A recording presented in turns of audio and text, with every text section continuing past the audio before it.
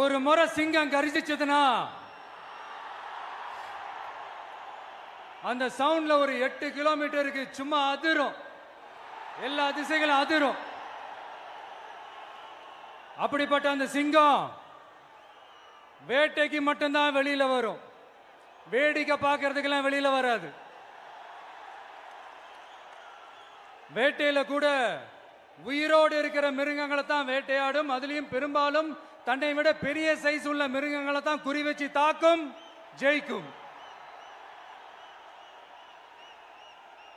எவ்வளவு பசியில் இருந்தாலும் உயிர் இல்லாததை, கெட்டு போனதை தொட்டு கூட பார்க்காது.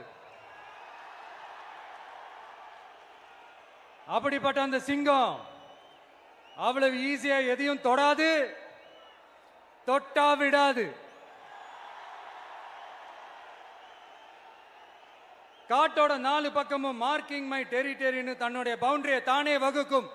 அப்படிதான் அந்த காட்டையே தன்னோட கண்ட்ரோல்ல வச்சிருக்கும்.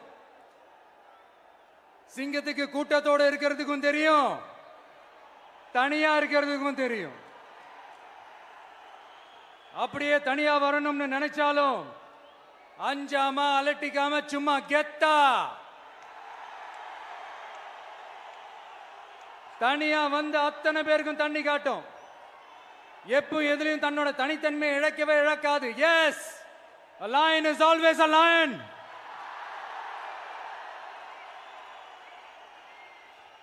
There are so many jackals and other animals in the forest, but there will be only one lion.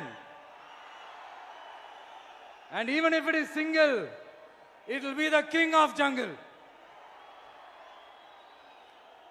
It is not only a description but also a clear declaration. சிங்கத்தை பத்தி பேசிட்டு நம்ம